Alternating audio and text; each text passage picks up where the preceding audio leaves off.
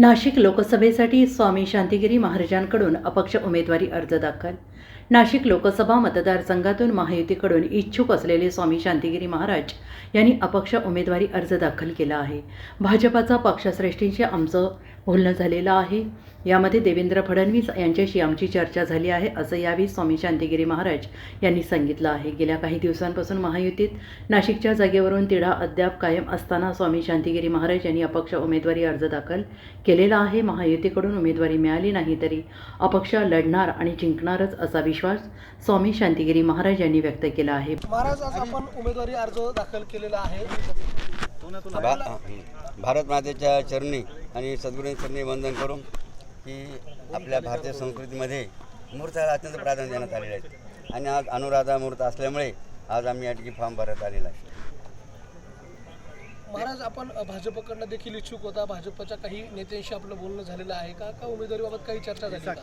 हां, भाजपच्या अनेक जे पक्षश्रेष्ठ आहेत त्यांच्या समेत असं त्या ठिकाणी फक्त चर्चा झालेली आहे. त्या माननीय उपमुख्यमंत्री देवेंद्र फडणवीस त्यांच्याशी चर्चा झालेली आहे. तुम्हाला अपेक्षा आहे ते तुम्हाला उमेदवारी देतील अशी? तर बाबांना वाटतं की बाबांनी आधीच निर्णय केला की आमच्या वक्तव्याने अगोदर निर्णय केलेला आहे जे आमचा जो विचार आहे, महत्त्वाचा विचार ज्या पक्षाला वाटतं की बाबांचा जो विचार आहे तर त्या बाबांना आपण या ठिकाणी उमेदवार गेली पाहिजेत की त्यांची इच्छा आहे आणि मग भगवंत जसं प्रेरणा देईल त्याप्रमाणे काम चालू राहील. आपल्याला महायुतीकडून जर तिकीट मिळालं नाही तर अपक्ष लढणार आहात का आपण? महायुतीने जर उमेदवारी दिली नाही तुम्हाला तर तुम्ही अपक्ष लढणार आहात का? पहिल्यापासून आमचा ठाम निर्णय झालेला आहे. कोणी तिकीट देऊ अगर न देऊ आपण तो दुसरा विसंबला त्याचा कारण संपला. पण आम्ही या ठिकाणी पहिला निर्णय केला की लढायचं आणि जिंकायचं. पण महायुती आणि महाविकास आघाडीचं तगडा जे आव्हान असणार आहे कशा पद्धतीने, म्हणजे आपल्याला विजयाची खात्री आहे? हो, आमचं गणित पूर्ण जुळलेलं आहे. आमच्या अपक्षामध्ये आम्ही निवडून येणार आहोत. बाबा, खरं तर महायुतीच्या अर्थात हिंदुत्ववादी मतांचं आपल्यामुळे विभाजन होणार आहे असं बोललं जात आहे आणि आपण विभाजनासाठी आपल्याला उभं केलं गेलेलं असाही आता आरोप व्हायला लागला. हे अत्यंत चुकीचा विषय आहे.